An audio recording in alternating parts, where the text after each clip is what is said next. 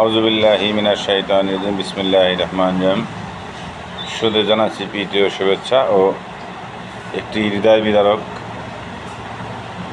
সংবাদ। আমরা সবাই মর্মাহত এবং আমরা সবাই শোক আবহত। তবে এটি আমাদের যে ফ্রি প্রমোশন ফিরোজ হাসান ভাই, গতকালকে খবর দেখলাম তার মা মারা গেছেন। তো যা হোক, মানুষ মরণশীল এবং প্রত্যেকটাই আল্লাহ রাব্বুল আলামিন তৈরি করছেন মরণশীল এবং মরণের স্বাদ একদিন গ্রহণ করতেই হবে। কে আগে যাবেন কে পরে যাবেন সেটা জানি না, তবে আসার একটা সিরিয়াল আছে কিন্তু যাওয়ার একটা সিরিয়াল নাই। তবে ফিরোজ হাসান ভাইয়ের আমরা তার মার জন্য দোয়া করব, যেন আল্লাহ রব্বুল আলামিন তার মাকে সর্বোচ্চ ফেরদাউস নসিব মুকাম দান করেন, আমিন। তবে কতটুকু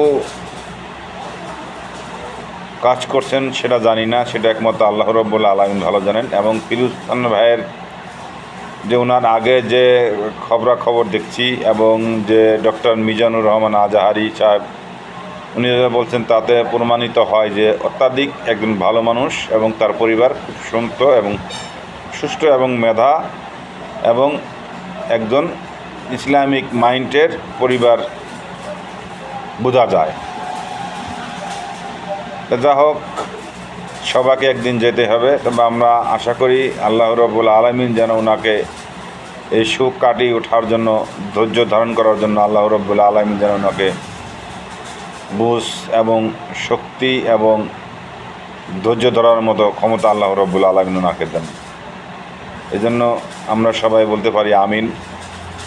যা হোক, আমরা যদিও কখনোই ফিরোজ হাসান ভাইয়ের মুখামুখি হই নাই, কিন্তু ওনার ফেসবুকে অ্যাক্টিভিটিস এবং ওনার যে জনকল্যাণমূলক যে কাজগুলো এবং মানুষকে যেভাবে উনি দান সাহায্য করে, প্রত্যেকটা মানুষই মাওলানা যারা আছেন আমাদের দেশে এবং যারা যারা এই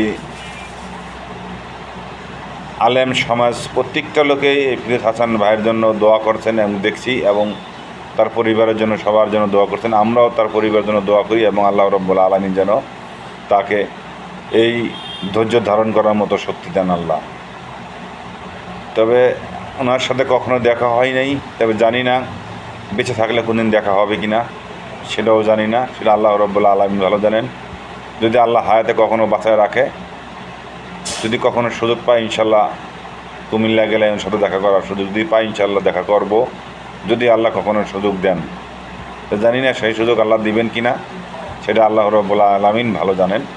তো ভিডিওটা বেশি লম্বা করব না। যে ফিরোজ হাসান ভাইয়ের মার জন্য সবাই দোয়া করবেন, যেন তার হিসাব কিতাব খুব সহজ হয় এবং রব্বুল আলামিন যেন তাকে সর্বোচ্চ জান্নাতের ফেরদাউস মুকাম দান করেন। তবে আজকের মতো এই পর্যন্তই। ভালো থাকবেন, সুস্থ থাকবেন এবং সবাই দোয়া করবেন যাতে ফিরোজ ভাই তার মার এই ইন্তিকাল করেছেন তাকে যেন আল্লাহ রাব্বুল আলামিন ধৈর্য দান করার শক্তি দেন, আমিন। ওয়া আখিরু দাওয়ানা আলহামদুলিল্লাহি রাব্বিল আলামিন।